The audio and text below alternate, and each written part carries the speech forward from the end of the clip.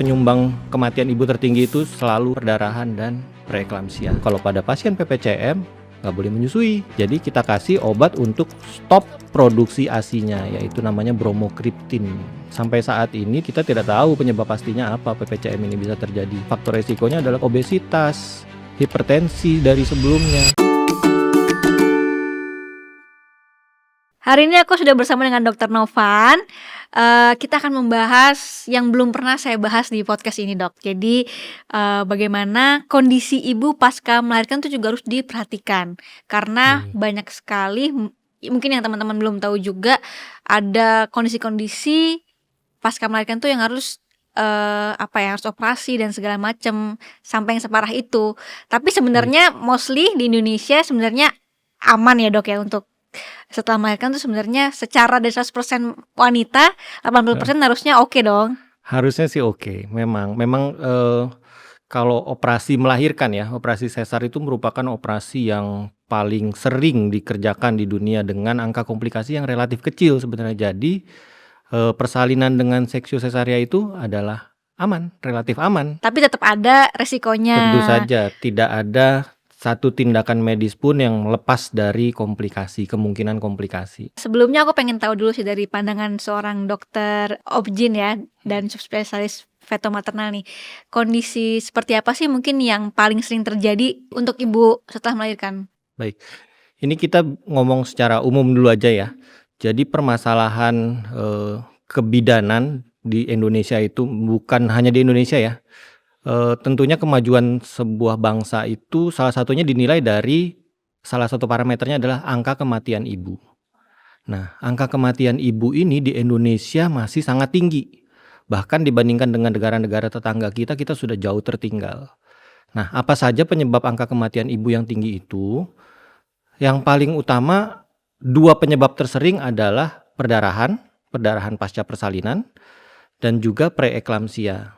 Penyebab lainnya ya ada infeksi, bisa juga yang sekarang ini lagi naik daun mungkin penyebabnya adalah kelainan jantung pada ibu, kelainan autoimun, diabetes mellitus, penyakit-penyakit metabolik lain pada ibu hamil, itu juga akan meningkatkan angka kematian ibu. Tapi yang selalu dua peringkat tertinggi penyumbang kematian ibu itu adalah preeklamsia dan perdarahan, dan yang ini udah bertahun-tahun, berpuluh-puluh tahun masih kita upayakan untuk kita turunkan. Tapi sudah ada progres belum nih, Dok, untuk turunnya? Ya, sekarang dari perkumpulan dokter-dokter obgyn ini lagi membuat program percepatan untuk mencapai angka kematian ibu ini. Walaupun mungkin untuk mencapai target yang kita inginkan bersama itu agak sulit, tapi kita akan berusaha mengakselerasi percepatan penurunan itu. Boleh tahu nggak, Dok, mungkin sebelumnya tuh berapa, sekarang berapa, terus targetnya mungkin berapa? Sekarang itu mungkin masih di atas di angka 260-an, targetnya itu 100, mungkin di bawah 200 lah, 150 sampai 170. Berarti 260-an ibu meninggal artinya. Iya, dan itu tinggi. Tinggi dibandingkan negara sebelah kita, Malaysia, jauh banget. Oke. Bahkan kita nggak usah ngomong Singapura, Singapura sudah berbeda dunia sama kita. Tapi sama Vietnam, sama Malaysia itu Brunei kita jauh tertinggal. Berarti 2,6% kasusnya itu preeklamsia sama pendarahan. Penyumbang kematian ibu tertinggi itu selalu itu perdarahan dan preeklamsia. Oke, kalau preeklamsian ini juga saya sebenarnya baru dengar ketika saya hamil. Nah, mungkin teman-teman yang sedang merencanakan hamil itu tuh pengen tahu sebenarnya apa sih, Dok, ini preeklamsia ini? Preeklamsia itu sebenarnya ada dua kata ya, pre dan eklamsia. Eklamsia, pre itu kan berarti artinya sebelum. Kalau eklamsia itu, kalau bahasa harafiahnya itu bahasa Romawi, artinya halilintar. Dan ini untuk menjelaskan bahwa memang perubahan yang terjadi itu sangat cepat gitu ya. Kan kalau ada peribahasa petir di siang bolong gitu. Nah, kadang-kadang tidak bisa kita prediksi, tiba-tiba terjadi eklamsia. Eklamsia itu secara sekarang itu adalah artinya kejang. Kejang. Jadi ibu hamil itu bisa kejang, dan kejangnya ini terjadi di usia kehamilan di atas 20 minggu sampai nanti masa nifasnya. Gitu, bisa terjadi dari 20 minggu sampai selesai masa nifas. Sampai 40 hari ke depan ya berarti. Betul. Ya setelah melahirkan itu masih bisa terjadi itu, berarti rawan. Betul. Ya, Dok, ya. Jadi kalau ada ibu hamil di atas 20 minggu atau sudah melahirkan, bahkan sudah melahirkan pun terus dia mengalami keadaan kejang, maka Ini langsung pikiran pertama kita sebagai dokter obgyn adalah ini adalah eklamsia. Jadi harus diberikan tata laksana yang sesuai untuk pengobatan eklamsia. Oke, kenapa bisa kejang, Dok? Dan ini khusus ibu hamil ya berarti ya? Pada ibu hamil, ya betul. Berarti kalau nggak hamil nggak ada preeklamsia ini ya? Nah, yang menariknya eklamsia ini semakin maju pengetahuan kita, diketahui bahwa eklamsia ini berhubungan dengan plasenta. Jadi makanya pengobatan utama pada kasus-kasus preeklamsia, eklamsia itu adalah lahirkan janinnya. Kalau kita melahirkan janin, pastinya kita melahirkan plasentanya juga kan, gitu. Nah, kalau melahirkan plasenta, diharapkan ya perjalanan penyakit itu akan berhenti. Makanya keadaan ibunya biasanya setelah kita melahirkan itu akan membaik. Nah, pada kondisi yang kejangnya terjadi pada saat nifas, karena racun-racunnya itu masih ada, masih tertinggal dalam peredaran darah si ibu, masih memungkinkan untuk terjadinya kejang itu, preeklamsia. Nah, kejang sendiri biasanya berhubungan dengan preeklamsia ini tidak hanya menyerang satu organ, dia tuh menyerang seluruh tubuh ibunya dari ujung rambut sampai ujung kaki. Jadi dari ada otak. Nah, kejang ini biasanya karena otak ibunya bengkak, edema cerebri, ya. Bisa juga menyerang ke paru-paru, edema paru-paru. Jadi paru-parunya kondisinya seperti terendam cairan. Jadinya ibunya akan sesak, seperti kondisi yang gagal jantung gitu. Jantung juga bisa, pembuluh darah seluruh tubuh akan mengalami gangguan peredaran darah. Ini gara-gara si preeklamsia ini? Iya, karena racunnya itu beredar dalam. Oh, racun. Kita sebutnya sitokin. Bukan invasive virus, bukan bakteri, tapi ini racun. Racun, karena sitokin itu racunnya, itu akan beredar dalam seluruh pembuluh darah si ibunya. Nah, kalau racun ini dari mana, Dok? Kan misalkan kalau kita minum racun ya kita minum gitu kan. Nah, kalau racun dari si ini tuh dari mana asalnya bisa ada racun? Iya, memang tidak sepenuhnya udah diketahui dengan pasti ya, tapi ya ini semuanya berhubungan dengan plasenta. Ada gangguan, awalnya itu adalah gangguan implantasi plasenta. Jadi kalau kita bisa bayangkan plasenta itu adalah tugasnya untuk memberi makan si janin. Nah, plasenta itu terbentuk sejak awal kehamilan sampai 12-14 minggu, itu dia akan fully form gitu ya. Nah, pembentukannya itu dia seperti ada serabut-serabut akar gitu, yang pembuluh darah yang berusaha untuk nancep lebih dalam ke dalam lapisan dinding rahim.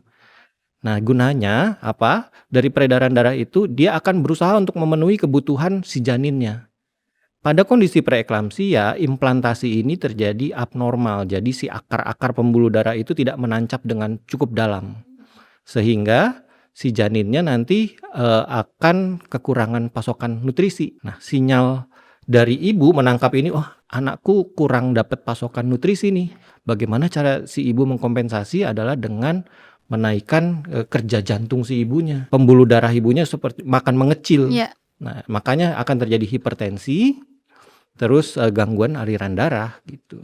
Dan janinnya juga kalau terus-menerus dibiarkan akan terjadi hambatan pertumbuhan atau pertumbuhan janin terhambat. Ya, berarti makanya kalau misalkan kita USG gitu berat badannya tidak sesuai dengan umur janin tuh biasanya mungkin disuruh apa gitu, Dok ya. Ya, dan harus dicari tahu biasanya kalau dokter kenapa petomatern akan dicari tahu penyebab pastinya kenapa. Apakah hanya karena ibunya kurang asupan nutrisi saja ataukah emang ada underlying disease-nya. Kalau preeklamsia ini kan tadi kejang gitu kan ya.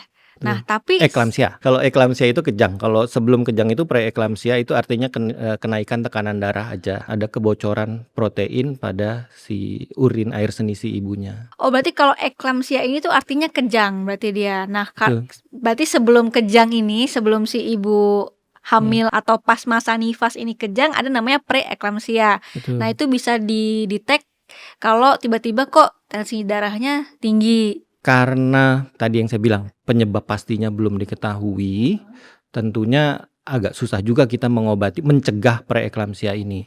Tapi kita saat ini bisa melakukan deteksi dini walaupun tidak 100% akurat ya. Jadi dari trimester pertama pun kita bisa menilai faktor resiko si ibunya. Oke. Yang pertama dari usia ibunya, riwayat kehamilan sebelumnya, apakah kehamilan sebelumnya ada hipertensi, apakah kehamilan sebelumnya janinnya beratnya sesuai untuk usia kehamilannya, berat lahirnya.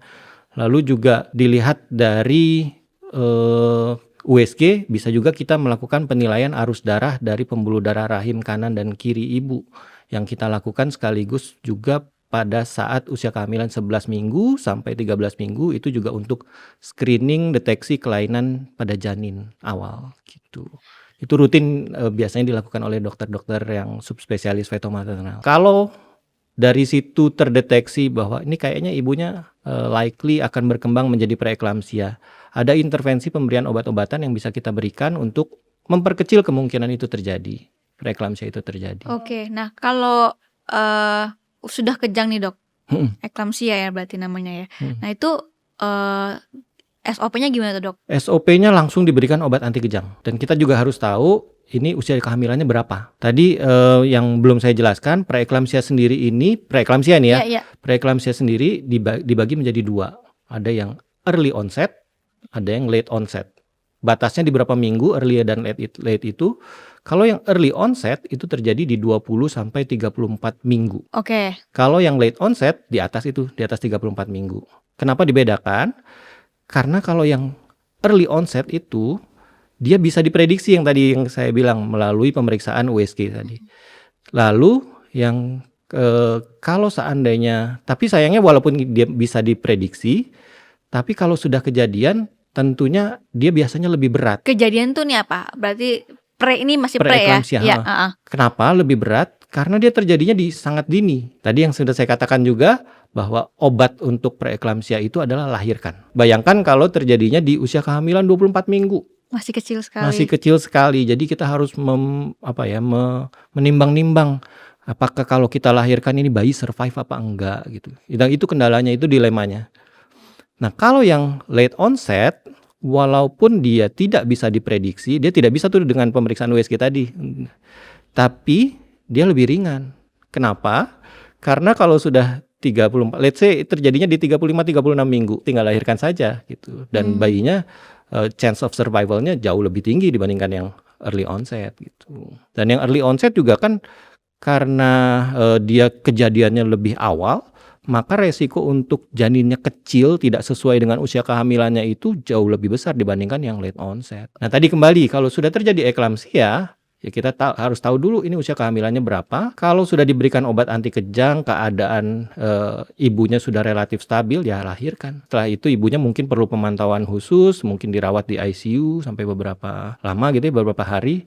Tapi biasanya setelah dilahirkan kondisi ibunya akan cenderung membaik. Berarti yang harus dijaga itu sebenarnya nggak ada yang harus dijaga ya dok. Maksudnya nggak ada kayak lu nggak bakal preeklamsia kalau begini-begini itu nggak ada juga kan ya? Gak bisa, karena Nggak bisa, itu kita tidak bisa tahu penyebab. Sampai saat ini kita tidak tahu penyebab pastinya apa. Ya mungkin multifaktorial, jadi ya yang bisa kita lakukan ya hanya mengenali faktor resikonya dan kemudian mencegah faktor resikonya itu. Nah dok, dari pengalaman dokter praktik nih ya, kondisi apa sih yang mungkin paling sering terlewat sama kita sebagai pasien yang baru melahirkan?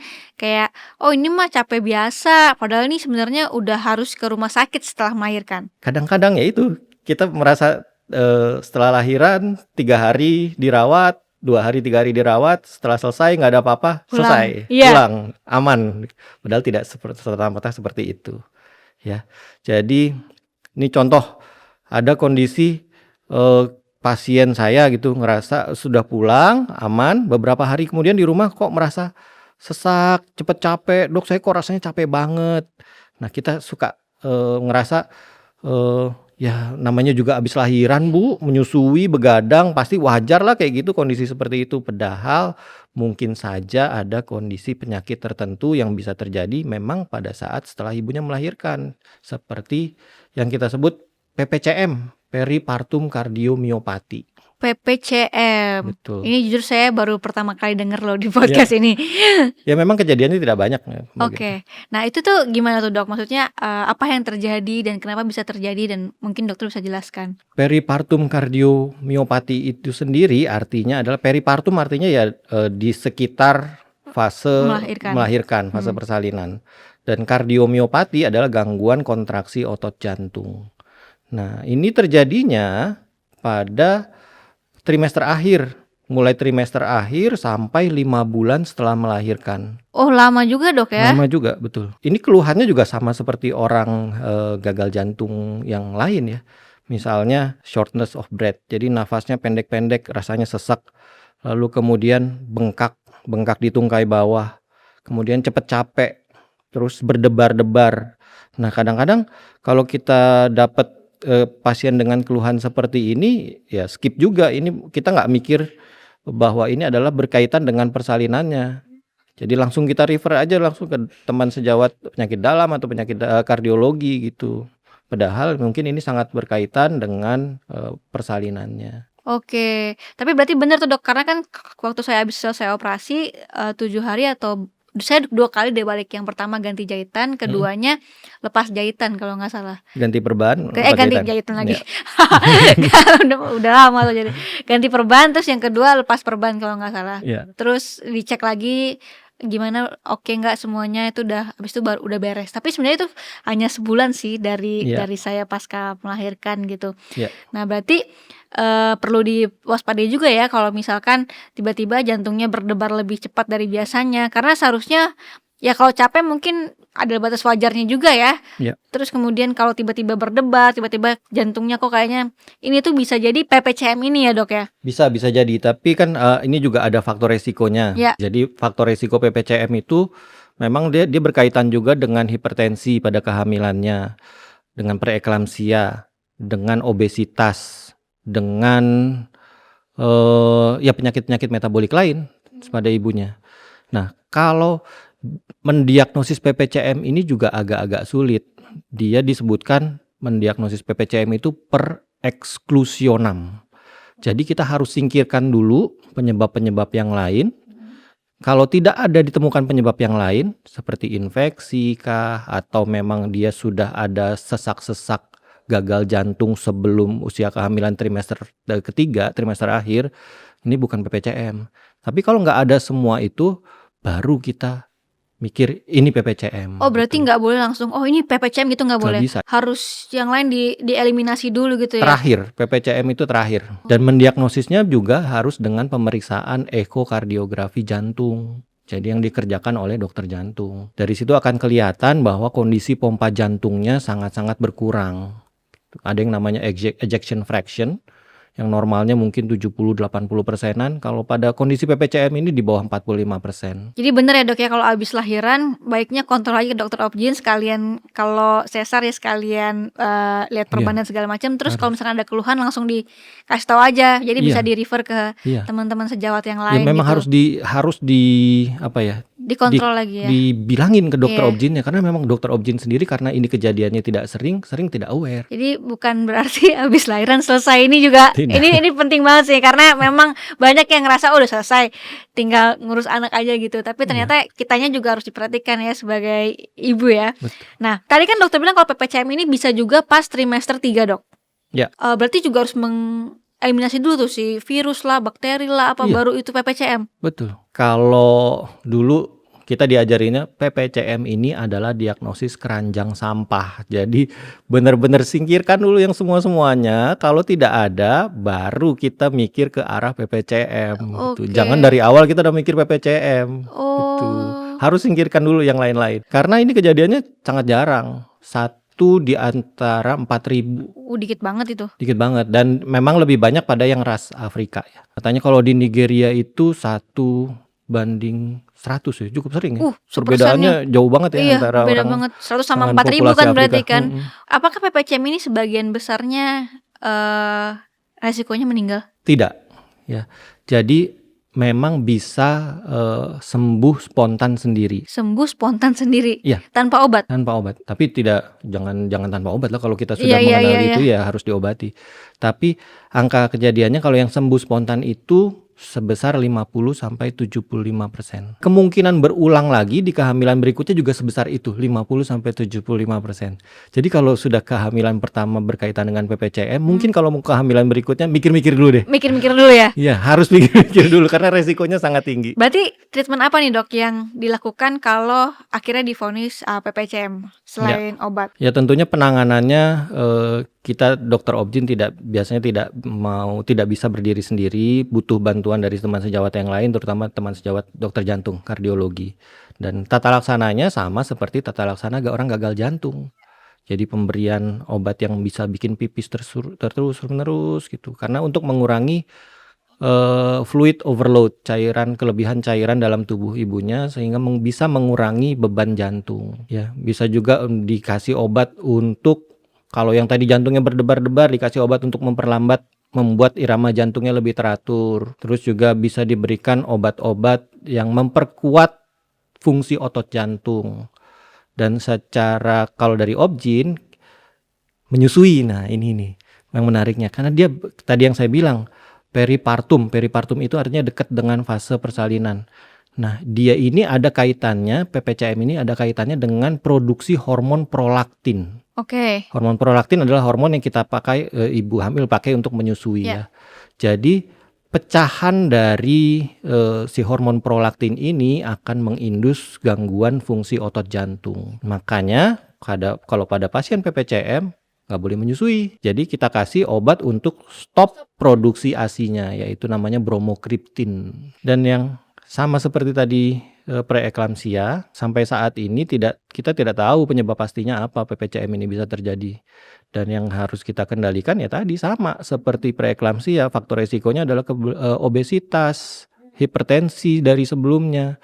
Maka kalau sebelum hamil ya ini dipersiapkan dulu. Kalau yang obesitas ya turunin dulu berat badannya. Kalau yang hipertensi kontrol dulu tensinya.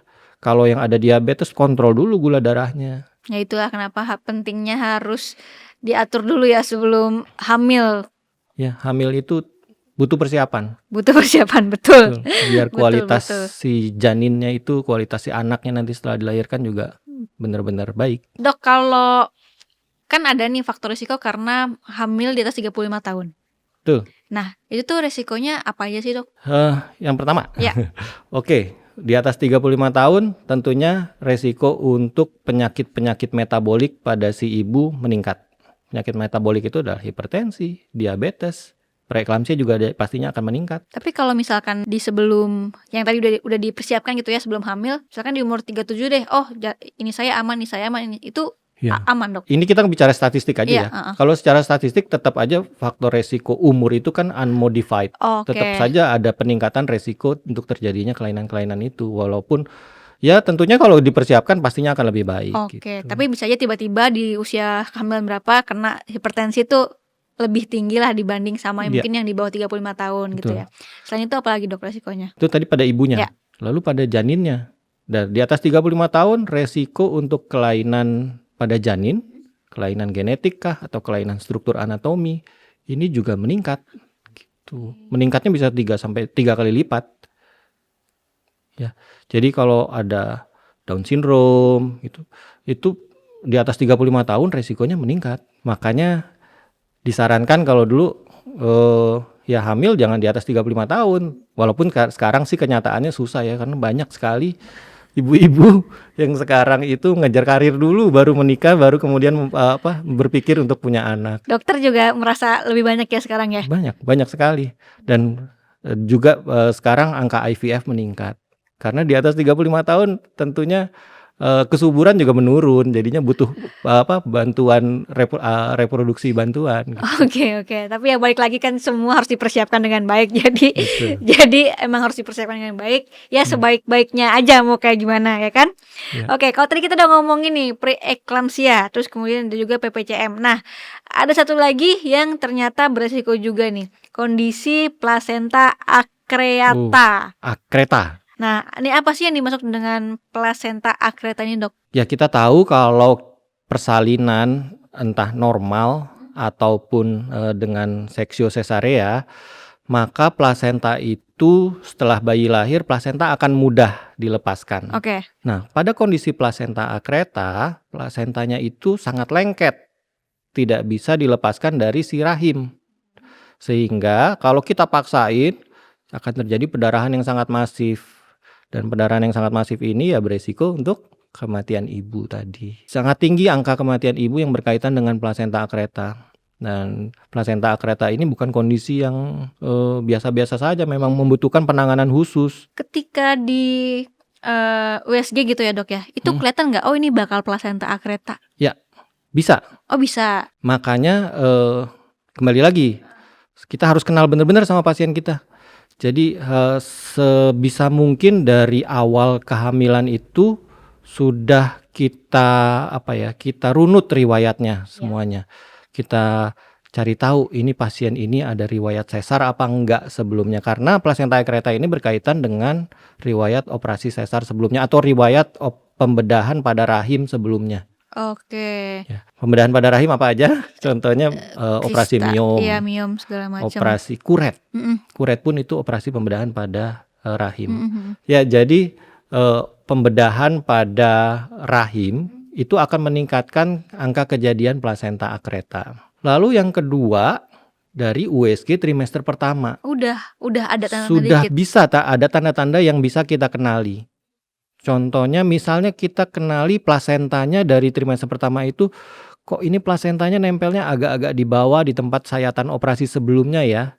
Maka kita akan lebih aware, kuping kita lebih berdiri nih, Ya. mata kita lebih memicingkan untuk fokus untuk melihat ini kemungkinan akan jadi plasenta akreta nih nanti.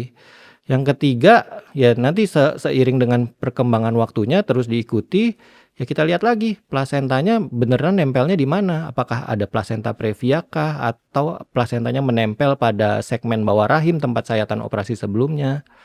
Nah, itu bisa dikenali dengan pemeriksaan USG yang baik ya. Oke, inilah pentingnya kayaknya dokternya satu aja ya, dokter obstetri dari awal sampai Enggak lahiran. sih. Biasanya kalau nggak mesti dokter satu dokter obgyn, tapi misalnya dokternya sudah kenal kita dari awal, maka kalau ada sesuatu yang menurut dia mencurigakan, dokternya pasti akan merujuk ke dokter yang lebih ahli untuk melakukan penilaian kembali. Dan jadi lebih aware juga sih. Tuh. Saya terus mungkin miss-nya lebih dikit lah dibanding kalau pindah kan mungkin ada riwayat secara kertas, tapi kan kita sebagai pasien kan kadang lupa-lupa inget juga gitu kan. Ya. Oke, berarti itu bisa dikenali sedikit-sedikit ketika USG dari trimester 1. Ya. Nah, misalkan ini kayaknya bisa jadi bakal plasenta akreta nih pas lahiran. Nah, itu bisa dicegah nggak dok? Mungkin ada obat-obatan atau tindakan sebelumnya? Kalau mencegah sih nggak bisa ya.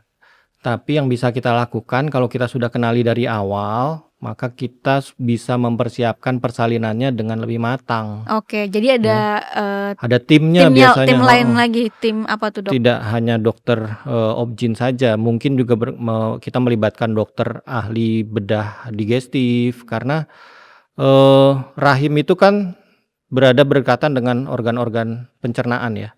Misalnya jadi kalau dia lengket dengan usus, kita minta bebaskan dulu ususnya.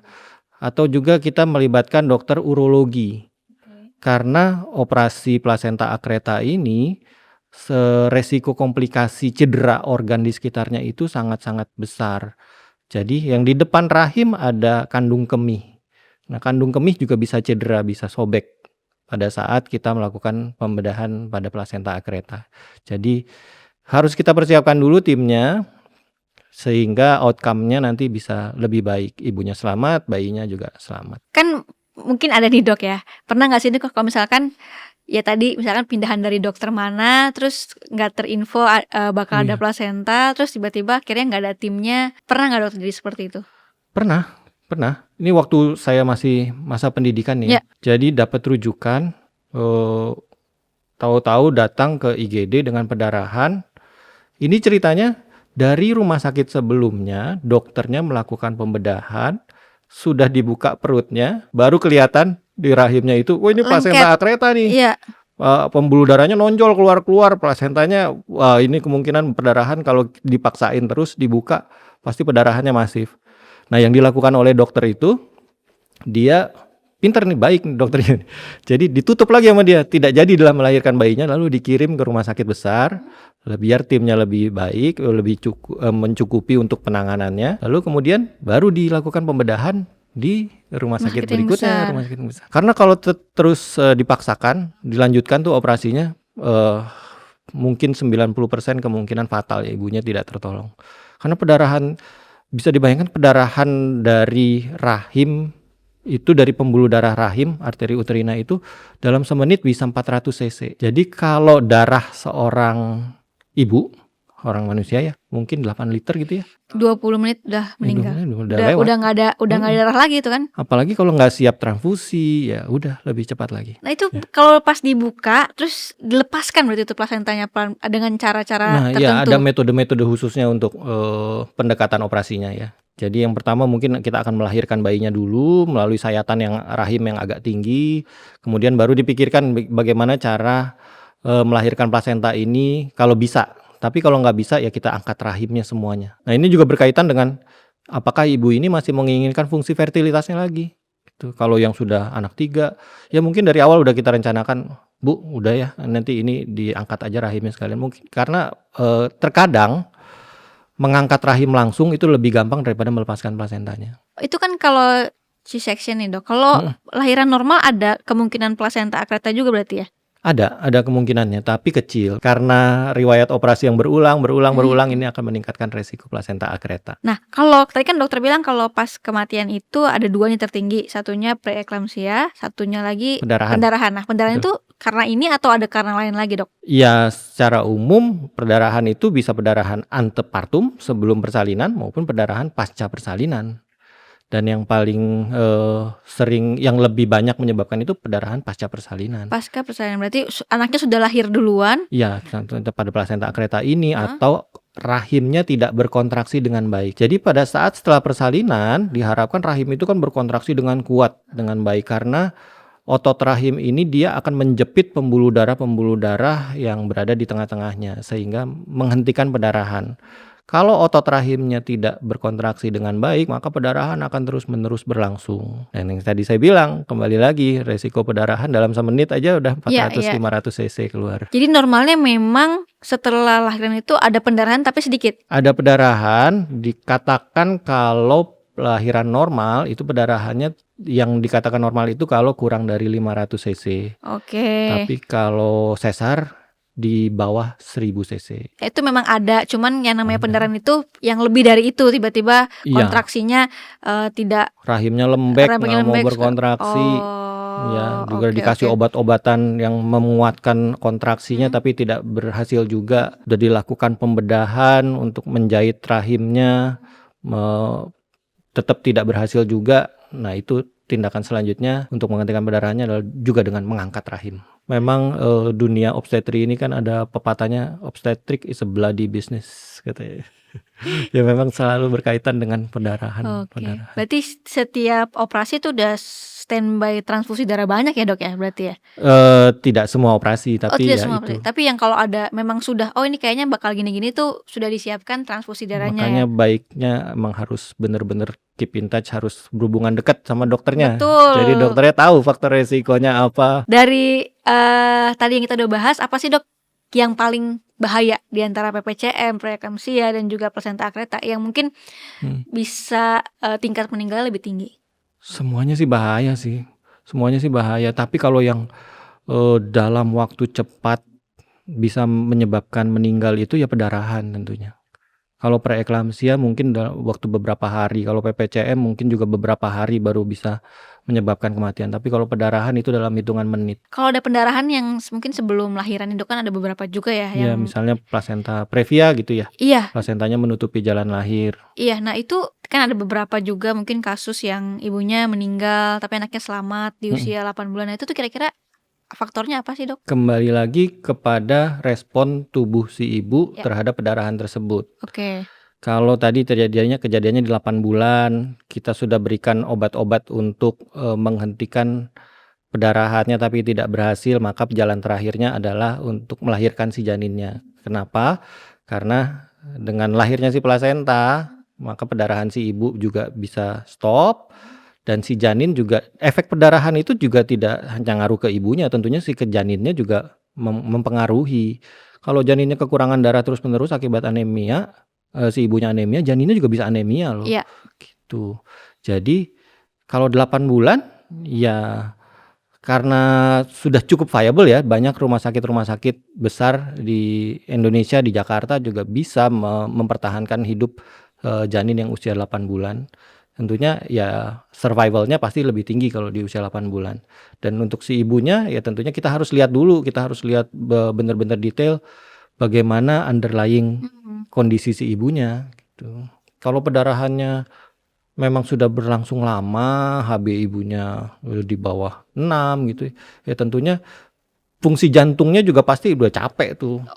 Ya, jantungnya kan pasti akan dipaksa untuk memompa lebih kuat untuk memenuhi kebutuhan jaringan seluruh tubuh si ibunya gitu. Dan untuk mempertahankan si janinnya tetap bisa hidup gitu. Oke dok, seberapa besar sih pengaruh genetik dalam kondisi ibu pasca melahirkan? Jadi kalau ditanya apakah ada pengaruh genetik terhadap tadi penyakit-penyakit yang sudah kita bicarakan, ada beberapa yang sangat berpengaruh. Misalnya kalau pada ibu hamil yang preeklamsia, mungkin harus dirunut juga ke riwayat ibunya atau saudara kandung perempuannya yang lain. Apakah dia mengalami preeklamsia juga? Karena itu berkaitan ya.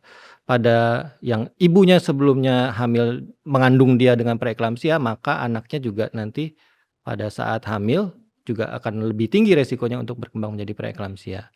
Prematur juga sama seperti itu. Oh, prematur juga. Iya, kalau dia lahir prematur, kemungkinan besar dia juga akan melahirkan anak yang bisa prematur juga. Kalau boleh tanya nih dok ya, kan tadi dokter bilang ada kondisi khusus di mana bayinya harus dilahirkan dan segala macam. Tapi kalau boleh tahu, sebagai dokter nih, siapa sih yang sebenarnya duluan diselamatkan, ibunya atau bayinya? Ini doktrin di dunia pendidikan obgyn ya. Kalau ada masalah, yang pertama kita selamatkan adalah ibu. Oke. Ya. Jadi memang ya harus ibunya dulu.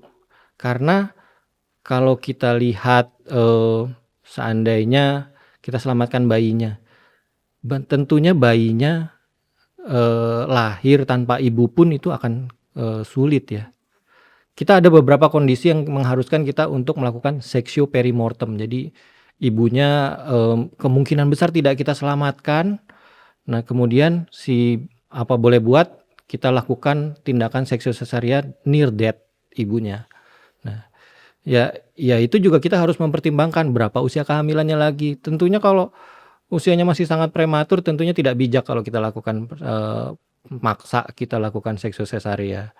Lalu kemudian bagaimana kondisi janinnya pada saat kita mau melakukan pembedahan seksio cesarean tersebut. Kalau memang detak jantungnya sudah lemah gitu, ya tentunya kalau dilahirkan kondisi bayinya juga sudah tidak baik, nanti suaminya ngurus bayi yang bermasalah, ibunya nggak ada ngurus pemakaman istrinya, itu tentunya juga berat juga.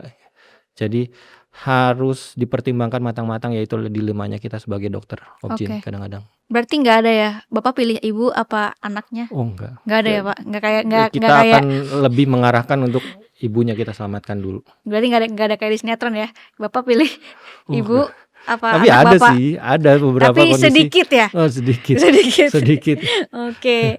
Ada kondisi yang tetap mungkin wasiat si ibunya juga ya sebelum. Oh bisa. Ini saya kemungkinan tidak akan bisa bertahan, jadi tolong selamatkan anak saya gitu. Dokter pernah? Ada pernah pasiennya dengan kanker. Jadi udah sedemikian berat kondisinya dan sudah dekat kehamilannya. Dari awal sebenarnya sudah ditawarkan ini kehamilannya mau dilanjutkan atau tidak. Kalau dilanjutkan, kita udah jelaskan ini beresikonya seperti ini. Tapi pasiennya tetap ingin melanjutkan kehamilannya. Ya udah, dan dia sudah berwasiat kalau terjadi sesuatu pada saya, tolong selamatkan anak saya. Akhirnya memang diselamatkan anaknya. Iya. Itu waktu itu di kehamilan berapa minggu tuh dok? Untungnya 36 minggu gitu. Udah ya. Hampir 37 ya dok ya. Jadi udah hampir cukup bulan. Oke. Nah mungkin terakhir dok, dokter ada nggak pesan-pesan buat sekarang yang lagi hamil dan mungkin dalam kondisi yang kurang baik? Saya selalu bilang hamil itu adalah investasi. Jadi sebisa mungkin hamil itu dipersiapkan. Karena kalau kita memenuhi hasil yang baik, tentunya kita harus menanam benih yang baik. Menanam benih yang baik ini bukan hanya dari saat awal kehamilan, tapi dari jauh sebelum itu. Gizinya sudah harus dicukupi dari si ibu sebelum hamil, mungkin dari masa remajanya. Kemudian juga pada saat kehamilan ya periksa teratur, minum suplementasi yang dianjurkan oleh dokternya. Dan yang ketiga, nanti sesudah persalinan jangan lupa KB untuk menjalankan kehamilannya. KB setelah melahirkan nih dok. Nah kan banyak nih mungkin yang kejebolan atau gimana 3 bulan kemudian udah hamil lagi. Ya. Nah sebagai pandangan dokter obgyn nih, sebaiknya berapa lama jarak terdekat untuk punya anak lagi? Yang disarankan itu jarak antar persalinannya minimal 18 bulan. 18 bulan cepet dong dok, Ya, berarti jadi ibunya 9 si bulan dedeknya anak yang pertamanya 9 bulan boleh hamil lagi. gitu. Oh, oke. Tapi ini sih berkaitan terutama untuk yang kasus yang seksual sesaria Ya, ya. kalau normal 9 bulan juga boleh. Kalau yang normal asli eksklusif aja, kalau mau hamil-hamil lagi terserah. Oke. Silakan. Itu hak Oke. tiap suami istri. Iya, oke. Thank you dokter for coming, udah memberikan edukasi yang luar biasa. Sama-sama. Sehat selalu, Semoga bermanfaat. lebih bermanfaat buat banyak orang lagi, dan semoga obrolan kita bisa menjadi manfaat buat teman-teman di rumah yang nonton. Amin. Thank you dok. Ya, terima kasih.